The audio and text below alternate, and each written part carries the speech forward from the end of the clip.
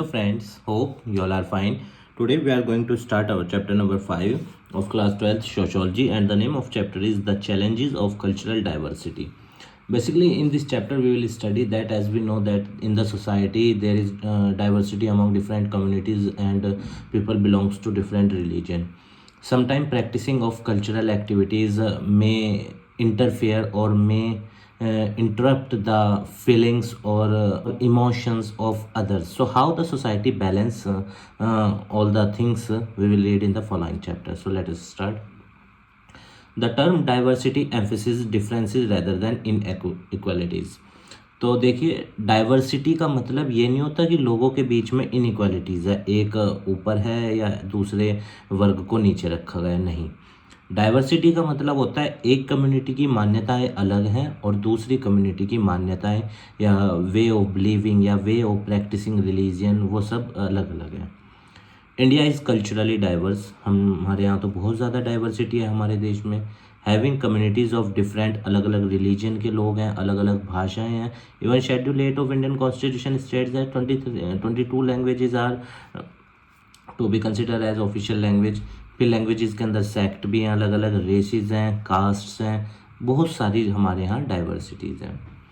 Cultural identities are very powerful, can arouse intense passion. और सबसे जो इम्पोर्टेंट होती है वो कल्चरल आइडेंटिटी होती है एक इंडिविजुअल की, जो सोसाइटी में उसके अस्तित्व को स्थापित करती है।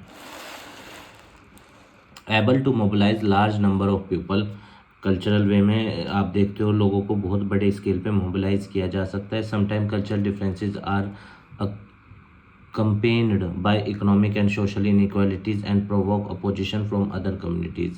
और कई बार क्या होता है, कल्चरल डिफरेंसेस जो होते हैं वो इकोनॉमिक और सोशल इनइक्वालिटीज़ को भी प्रोवोक कर देते हैं दूसरी कम्युनिटीज़ के द्वारा। सिचुएशन बिकम वॉर्स, और स्थिति तो तब जब सबसे ख़राब हो जाती है व्हेन इसके रिसोर्सेज जैसे river water, job of government funds have to be shared.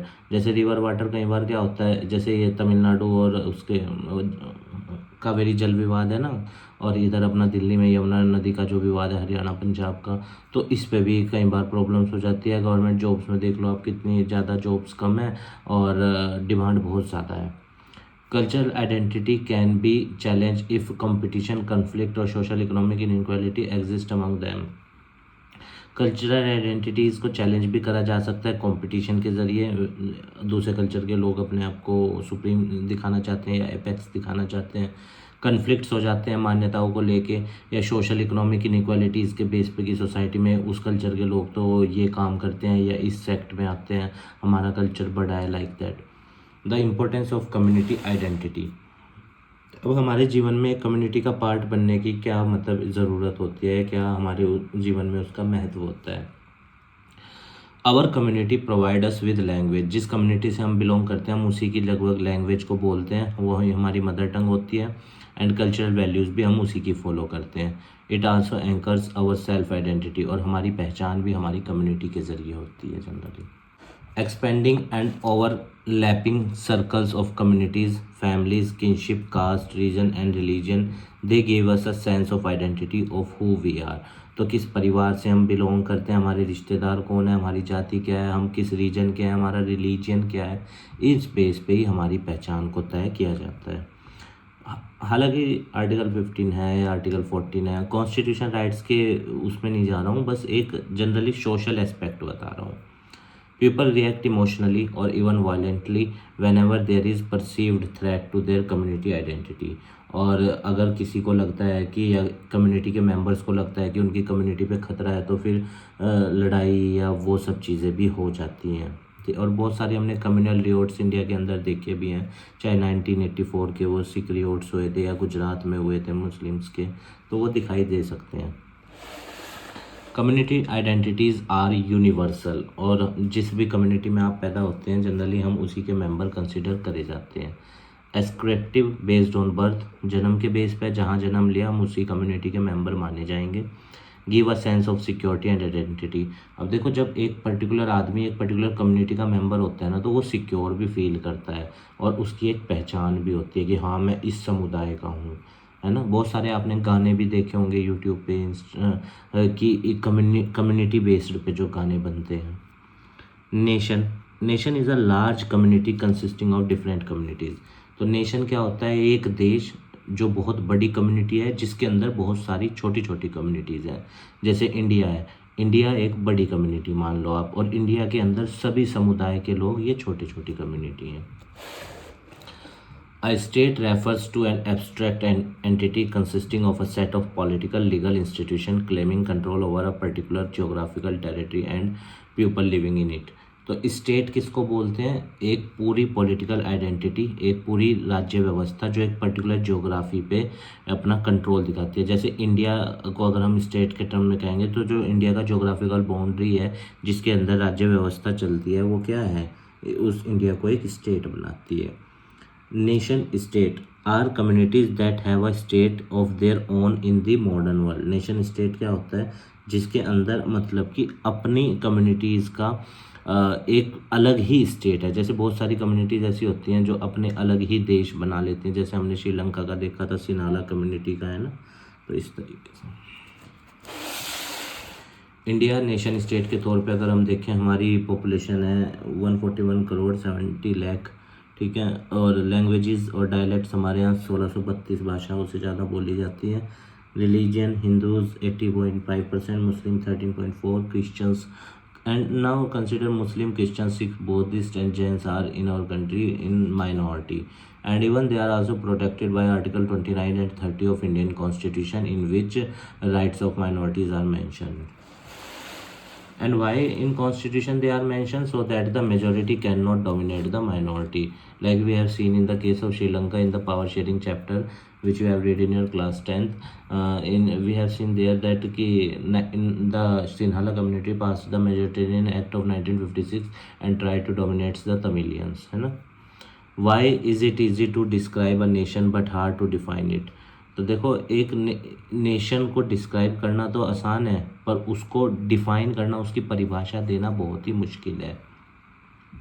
A nation is a peculiar sort of communities but easy to describe but hard to define।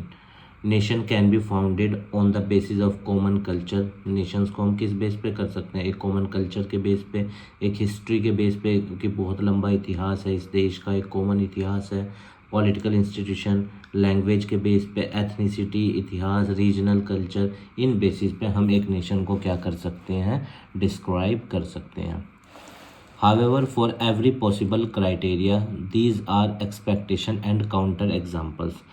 The criteria that comes closest to distinguish a nation is the state। तो एक nation को हम किस base पे बांट सकते हैं? States के बेस पे, मतलब अलग अलग कम्युनल बेसिस पे।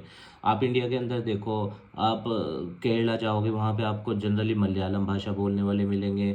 आप तमिलनाडु जाओगे तो वहाँ पे आपको तमिल भाषा बोलने वाले, आप आंध्रा तेलंगाना तेलुगु भाषा, या फिर आप जम्मू जाओगे तो डोगरी। अलग अलग राज्यों में अलग अलग भाषाओं का प्रयोग, अलग अलग कल्चरल डाइवर्सिटी एग्जिस्ट करती है।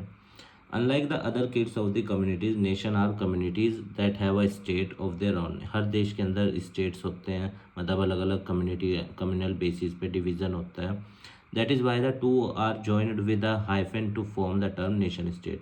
पर देखो, केरला में मलयालम भाषा चलती है, वहाँ सब कुछ अलग है। तमिलनाडु में अलग है, आंध्रा में अलग है, तेलंगाना में अलग है ना। हर राज्य का हमारे यहाँ कल्चर अलग है, पर फिर भी हम सब एक साथ हैं और एक देश को क्या बनाते हैं? फॉर्म करते हैं।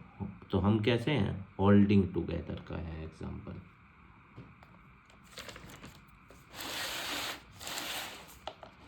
State feel threatened by the cultural diversity and adopt assimilation और integration policies to create a harmonious society।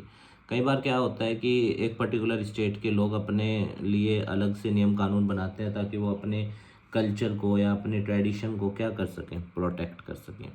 Assimilation policy का मतलब क्या होता है? एम एट परस्यूटिंग एंड एनकरेजिंग और फोर्सिंग, मतलब अपने कल्चर को उस स्टेट के अंदर जितने भी लोग रह रहे हैं उनके ऊपर थोपना कह लो, या उनको मनवाना कह लो अपने कल्चरल नॉर्म्स को।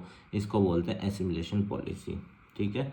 जैसे फॉर एग्जांपल, मैं एक एरिया में रह रहा हूँ और मैं वहाँ का राज्य व्यवस्था संभालता हूँ, तो मैं ऐसे नियम कानून बना रहा हूँ कि वहाँ उस पर्टिकुलर एरिया के लोग ना बस मेरी बात को सुने, हमारे कल्चर को माने, हमारे ट्रेडिशन को माने। That is assimilation policy.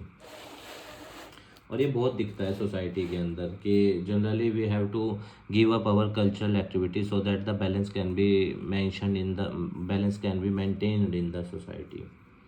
Integration policy aims to restrict public culture to common national pattern while a non-national culture to be limited to the private sphere.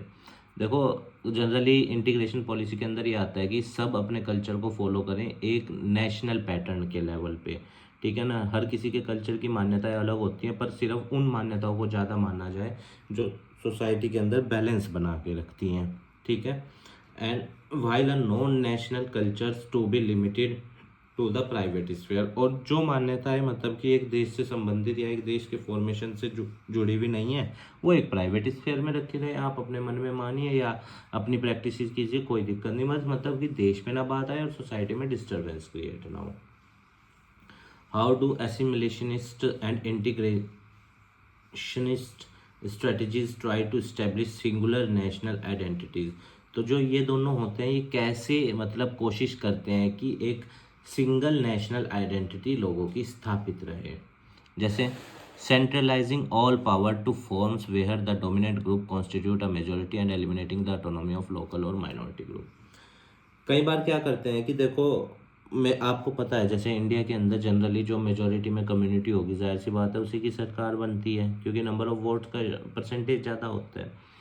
अब ऐसे में माइनॉरिटी को तो छोड़ नहीं सकते. तो इसको प्रोटेक्ट करने के लिए अब जैसे मैं अगर आपको अपने देश की बात बताऊं तो हमारे यहाँ आर्टिकल 29-30 है.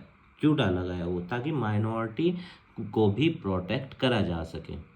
इम्पोजिंग अ यूनिफाइड लीगल, सब पे कानून इक्वल तय होता है. जस्टिस सिस्टम सबके लिए इक्वल है भले ही चाहे मेजोरिटी है माइनॉरिटी है, किसी को ज़्यादा प्रिविलेज नहीं दी जाती.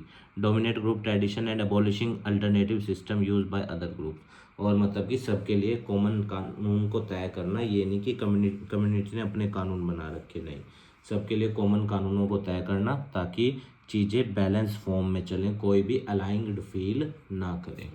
Adapting the dominant group language as the only official national language and making its use mandatory in public institution. और जनरली क्या होता है कि एक भाषा ऐसी मान्य कर दी जाए जो पूरे उसमें फॉलो करी जाए. ठीक है ना. क्योंकि देखो फिर रीजनल वेरिएशन में तो 1632 भाषाएं हैं, उन सबको अगर लाने लगे तो फिर चीज़ें हो जाएंगी बहुत ज़्यादा. इसलिए आप देखो हमारे देश में हिंदी, इंग्लिश है ना, और एक रीजनल लैंग्वेज जो भी होती है जहाँ की, उसी में अधिकतर वर्क किया जाता है. Promotion of the dominant group language and culture through national institution including state control media and educational institution.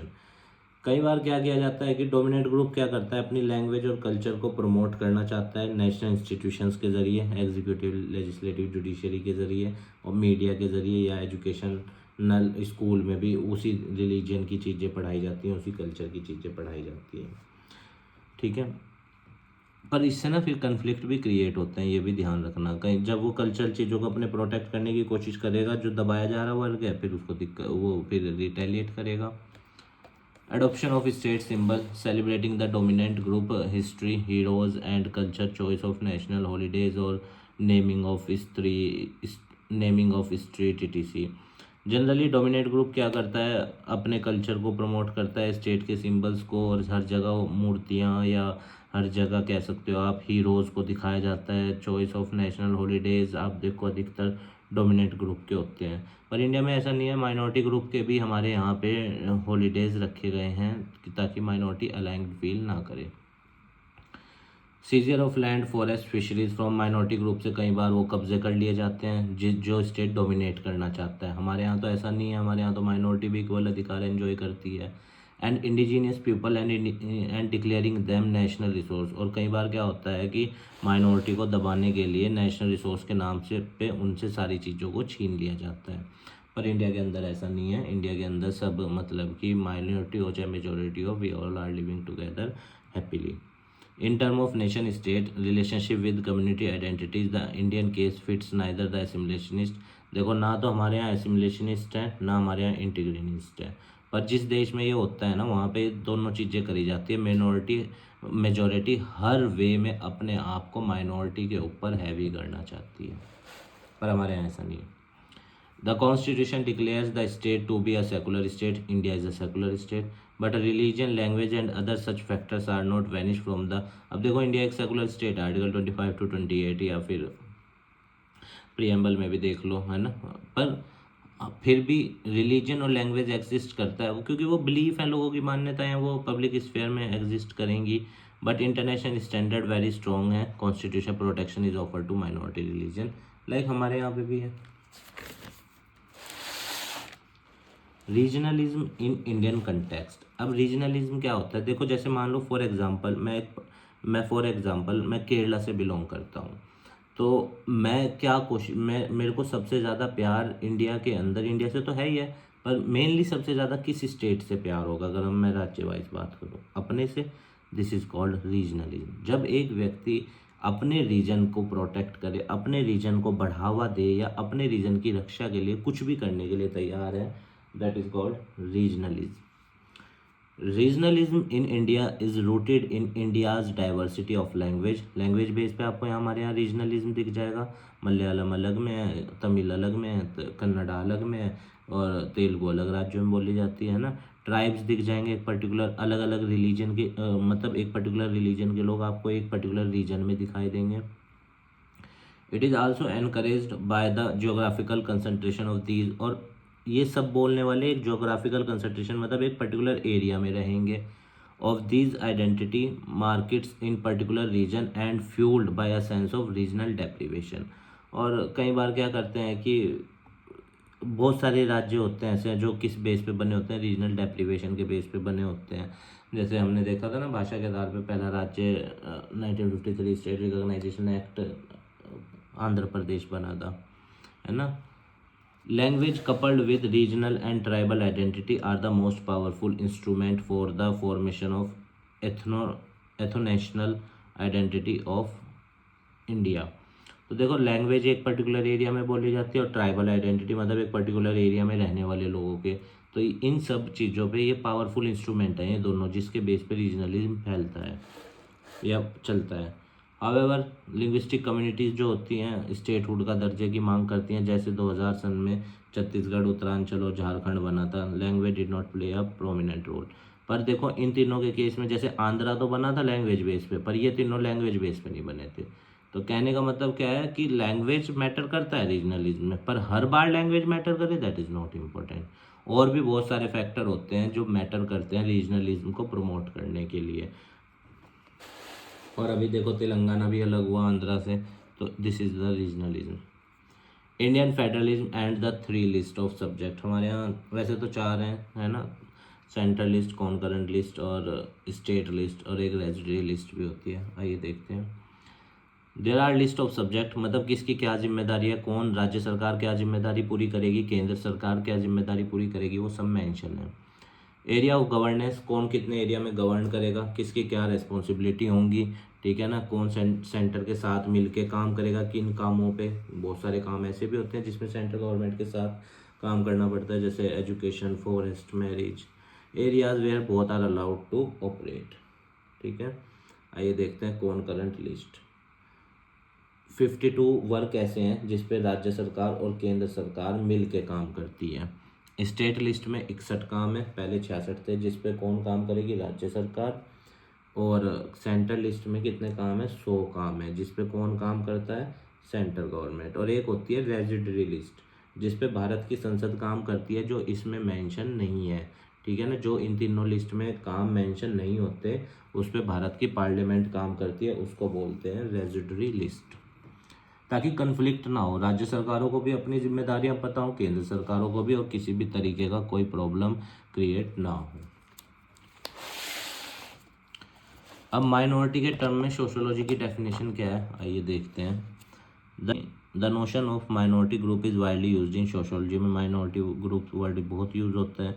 It usually involve same sense of relative disadvantage. कई बार माइनॉरिटी ग्रुप वर्ड से डिसएडवांटेज को indicate किया जाता है कि देखो majority group is getting the privilege but minority group is not getting the privilege.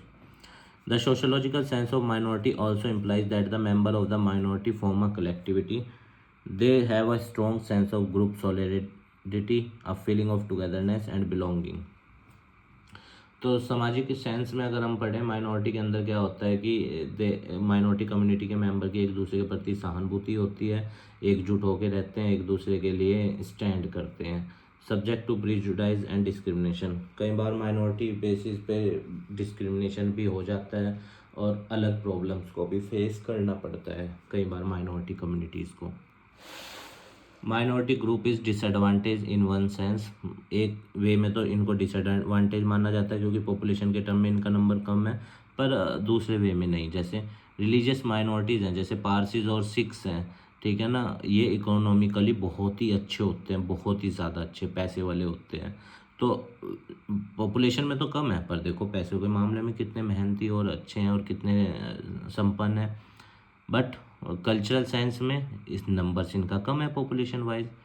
Religion of cultural minorities need special protection, तो जो माइनॉरिटीज़ कल्चरल बेस पे नंबर्स कम है जिनका, उनको स्पेशल प्रोटेक्शन की जरूरत है ताकि डेमोग्राफिक डोमिनेंस ना हो। डेमोग्राफिक का मतलब पॉपुलेशन पर्टिकुलर जो मेजोरिटी में है वो डोमिनेट ना करे, ठीक है ना। इसीलिए आर्टिकल 29-30 है तो इंडियन कॉन्स्टिट्यूशन में, ताकि माइनॉरिटी के ऊपर मेजोरिटी हैवी ना हो जाए। प्रिविलेज्ड माइनॉरिटीज़, अब कुछ कम्युनिटीज़ ऐसी होती हैं जो नंबर्स में तो कम है but they are well settled and economically sound.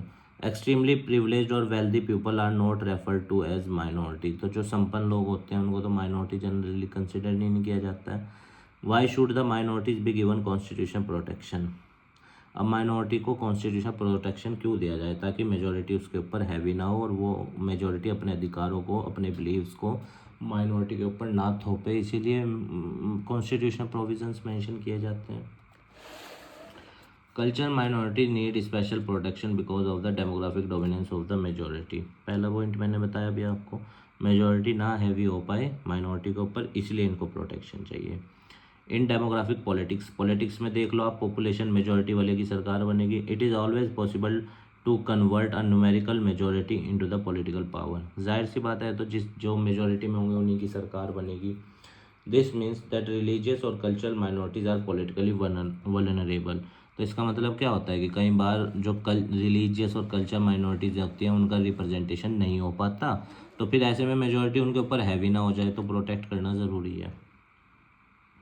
Minorities also force the risk that the majority community will capture political power and use the state machinery, मतलब वो लॉज ऐसे बनाएंगे, रिलीजियस इंस्टीट्यूशन, कल्चर इंस्टीट्यूशन को use करेगी majority, अगर वो power में आ गई, और माइनॉरिटी को सब कुछ त्यागना पड़ेगा, अपनी पहचान तक त्यागनी पड़ेगी।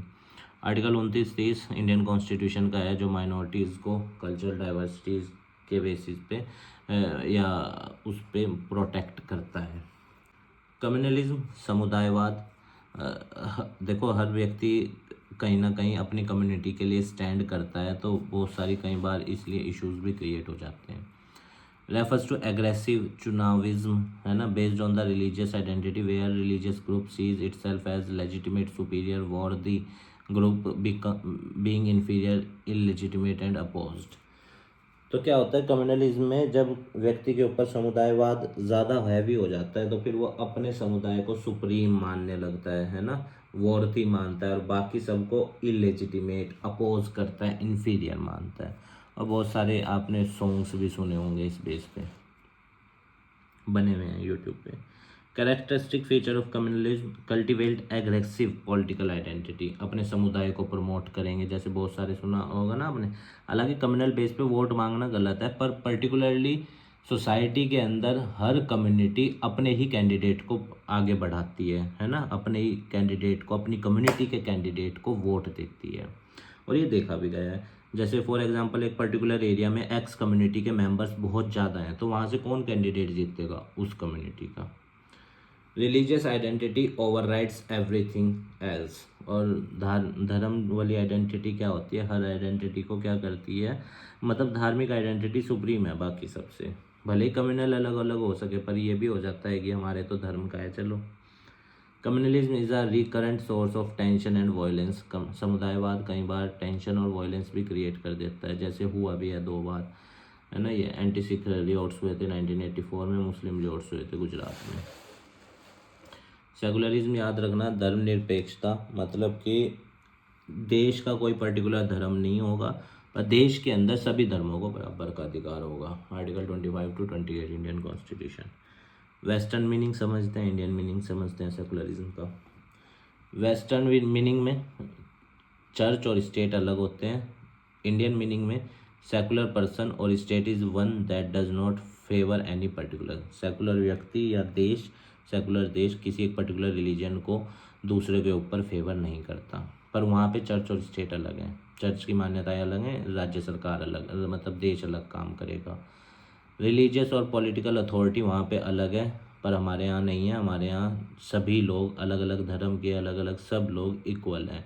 No discrimination on the basis of religion. Article 15 related to arrival of modesty and the rise of science and radiating. वहाँ पे ये साइंटिफिक चीज़ें या इन मान्यताओं का ज़्यादा प्रचलन है। हमारे यहाँ थोड़ा रिलीजियस कंसेप्ट में ये चीज़ें कम है। Authoritarian state.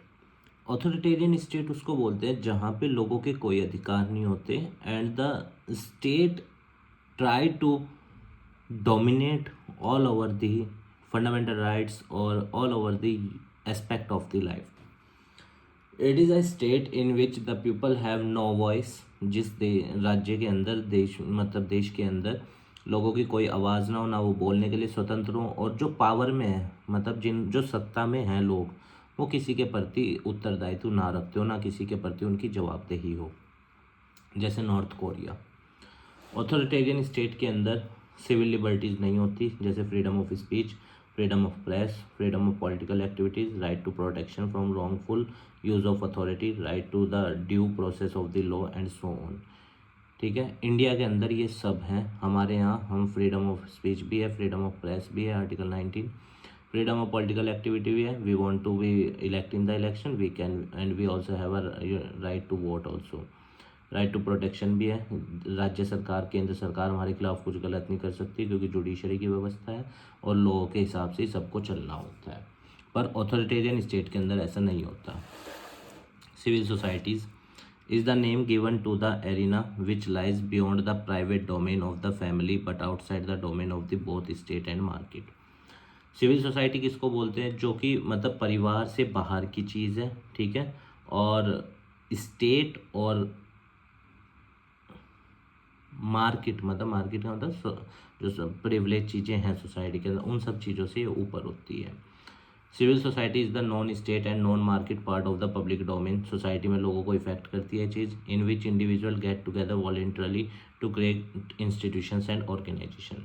बहुत सारी संस्थाएं समाज के अंदर काम कर रही होती हैं, बहुत सारी ईविल्स के अगेंस्ट, है ना, ताकि एक अच्छा समाज, एक अच्छी सिविल सोसाइटी बनाई जा सके। It is the sphere of active citizenship. लोग इसमें पार्टिसिपेट करते हैं। Here individual take up, social issues पे बात करी जाती है, चर्चा करी जाती है। इन्फ्लुएंस द स्टेट, राज्य सरकार को या केंद्र सरकार को उस पर मतलब कि मजबूर किया जाता है कि कानून बनाए जाएं, इस इविल को ख़त्म किया जाए। और सोसाइटी में बहुत सारे कोजेज़ के लिए ये सिविल मतलब कि ग्रुप इंस्टीट्यूशंस काम करते हैं, जैसे NGOs, है ना, ताकि एक अच्छा समाज बनाया जा सके। इसमें लोग वॉलेंटरली, एसोसिएशंस होती हैं, ऑर्गेनाइजेशंस होती हैं, इंस्टीट्यूशन होते हैं, ग्रुप ऑफ सिटीजन्स होते हैं, जो अपनी इच्छा से इसका पार्ट बनते हैं मतलब ग्रुप्स का, ताकि एक अच्छा सिविल सोसाइटी बनाया जा सके। Media, institution, trade union, non governmental organisation, ये सब सिविल सोसाइटी के पार्ट हैं, जो सिविल सोसाइटी बनाने के लिए काम करते हैं। The Indian people had a brief experience of authoritarian rule during the emergency। के दौरान हमने देखा कि कैसे उस दौरान केंद्र सरकार ने सभी के अधिकारों को उनसे छीन लिया और डोमिनेंसी दिखाई। एमरजेंसी मूवी आ रही है, वो देख लेना, आपको सारा समझ में आ जाएगा। एनफोर्स बिटवीन जून 1975 और जून 1977 के बीच में एमरजेंसी लगाई गई थी। पार्लियामेंट को सस्पेंड कर दिया, नए कानून बनाए गए गवर्नमेंट के द्वारा, सिविल लिबर्टीज़ को ख़त्म कर दिया गया। Large number of political active people को अरेस्ट किया गया, बहुत बड़े स्केल में, बिना ट्रायल के जेल में डाल दिया गया उन्हें, क्योंकि इमरजेंसी लगी हुई थी। 3 तरह की इमरजेंसी है, जर्मनी से ली गई है हमारे यहाँ। आर्टिकल 352, 356, 360। 352 नेशनल इमरजेंसी 3 बार लगी है। 356 प्रेसिडेंट रूल बहुत बार लगा है। 360 फाइनेंशियल इमरजेंसी 1 भी बार नहीं लगी हमारे देश में। Censorship was impose. सेंसरशिप क्या होता है कि देश के अंदर को मीडिया अगर कुछ छाप रही है ना तो सरकार से परमिशन लेगी, पहले सरकार के ऑफिसर से, सरकार की हर चीज़ पे नज़र, दैट इज़ कॉल्ड सेंसरशिप। और गवर्नमेंट ऑफिशियल्स को डिसमिस करा जा सकता है बिना नॉर्मल प्रोसीजर के अगर वो गवर्नमेंट के खिलाफ कुछ करते हैं, या लोगों को मतलब कि किसी भी तरीके की, हर तरीके की गतिविधि पे गवर्नमेंट का कंट्रोल हो जाता है। Civil society activity today, the activities of civil society organisation have an even wider range. आज बहुत बड़े स्केल पे किया जाता है। Advocacy and lobbying activity with national and international agencies के साथ, जैसे एमनेस्टी इंटरनेशनल है, वो लोगों के अधिकारों के लिए काम करती है। तो ये सब चीज़ें क्यों करी जाती है? ताकि एक अच्छा समाज बन सके, एक ऐसा समाज बन सके जिसमें हर व्यक्ति अपने आप को फ्री महसूस करे और हर व्यक्ति डेवलपमेंट की तरफ आगे बढ़े। सिविल सोसाइटीज़ किस किस इश्यूज़ पे काम करती है, जैसे ट्राइबल्स के अधिकार और devolution in urban governance, campaign against rape और वायलेंस, जैसे अभी कोलकाता वाले केस के बाद हुआ ये सब campaign. Rehabilitation of these those displace bye dams, की वजह से जिनके घर उजड़ गए या दूसरी जगह भेज दिए गए, उनके लिए। फिशरमैन्स जो फिशिंग के लिए, मैकेनाइज्ड फिशिंग के लिए स्ट्रगल कर रहे हैं, उनके अधिकारों के लिए। हॉकर्स और पेवमेंट के ड्वेलर्स के लिए, जो गली गली घूमते हैं ना लोग, उनके रिहेबिलिटेशन के लिए, सामान बेचने के लिए। कैंपेन अगेंस्ट स्लम डिमोलिशन, जैसे स्लम्स को ख़त्म कर दिया जाता है बड़ी बिल्डिंग डेवलपमेंट प्रोजेक्ट्स के लिए, तो उनको उनके अधिकार दिलाने के लिए। प्राइमरी एजुकेशन के लिए। दलित्स के डिस्ट्रीब्यूशन ऑफ लैंड, या कह सकते हो आप SC/ST कम्युनिटी के राइट्स के लिए। Keeping a watch on the state, पे नज़र बना के रखते हैं ये सिविल सोसाइटीज़ की, स्टेट कुछ भी गलत ना करे, मतलब सरकार कुछ भी गलत ना करे और चीज़ें लॉ और कानून के हिसाब से हो। सो राइट वाज पास्ड इन 2005। इसके अंदर 30 डेज़ के अंदर रिप्लाई देना होता है, ठीक है। और इसकी फ़ीस 10 रुपये होती है RTI फाइल करने के लिए। जैसे आप किसी पब्लिक ऑफिस से कोई जानकारी चाहते हैं तो ये बहुत ही एक अच्छा टूल है, ताकि अगर कोई आप गवर्नमेंट मशीनरीज़ की जानकारी चाहते हैं, मशीनरीज़ मतलब गवर्नमेंट की व्यवस्था की, तो आप इसमें RTI फाइल कर सकते हैं। गवर्नमेंट का पोर्टल है, 10 रुपये फ़ीस लगती है और 30 डेज़ के अंदर मैंडेटरी है। और अगर जो आपसे सेटिस्फाई ना हो तो फिर फर्स्ट अपील का भी ऑप्शन होता है इसमें। तो ये सब चीज़ें क्यों की जाती हैं? ताकि एक अच्छा समाज बनाया जा सके, और जो समाज के अंदर कमियां हैं या जो समाज के अंदर ऐसे इविल्स हैं जो सोसाइटी को बेकार बनाते हैं, उनको दूर करा जा सके। उम्मीद है गाइस आपको चैप्टर समझ में आया होगा। हमारे काम को सपोर्ट करने के लिए वीडियो को लाइक कीजिएगा, अपने दोस्तों के साथ शेयर कीजिएगा और हमारे चैनल को भी सब्सक्राइब कर दीजिएगा। और अगर आपकी किसी चीज़ से रिलेटेड कोई क्वेरी है इस चैप्टर से रिलेटेड, तो आप हमें कमेंट बॉक्स में बताना, हम उसका आंसर देने की पूर्ण रूप से कोशिश करेंगे। आप स्वस्थ रहिए, खूब जीवन में आगे बढ़िए, यही हमारी मनोकामना है। इस देश को अच्छा बनाइए, समाज को अच्छा बनाइए, अपना अस्तित्व इस समाज में स्थापित कीजिएगा। धन्यवाद स्टूडेंट्स।